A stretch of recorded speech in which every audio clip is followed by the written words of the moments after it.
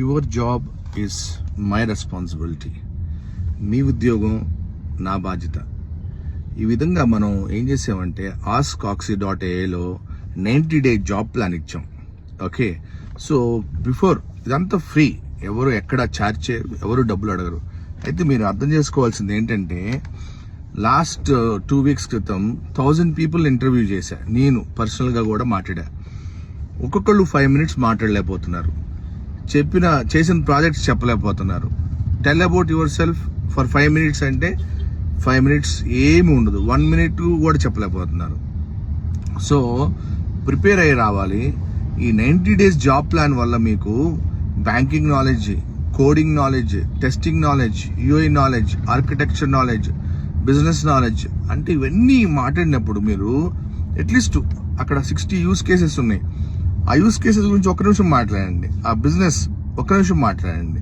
Loans business, under writing ఉంటుంది లోన్లో. మీ అందరికీ లోన్ తీసుకోవడం తెలుసు, కానీ లోన్ ఇచ్చేవాడు ఏం చేస్తాడు, అండర్ రైటింగ్ చేస్తాడు. దాని గురించి మాట్లాడండి. ఒకవేళ లోన్ ఫెయిల్ అయితే 30 days bucket, 60 days bucket, 90 days bucket ఉంటుంది.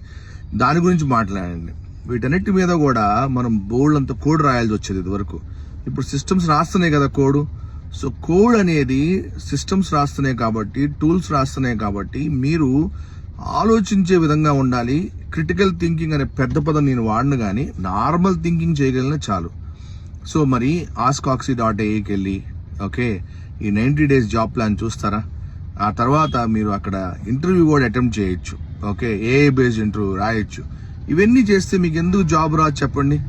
ఓకే, ఊరిని అమీర్పేట చుట్టూ, ఆడి చుట్టూ, వీడి చుట్టూ తిరిగితే సరిపోదు. దాన్ని మీరు కొంచెం మనం చూసుకున్నట్లయితే కొందరేమో విత్ ఇన్ 30 days జాబ్ తెచ్చుకుంటున్నారు, కొందరు 3 years కూడా తెచ్చుకోలేకపోతున్నారు. కొంచెం కష్టపడితే అయిపోతుంది, మీరు చేయగలరు.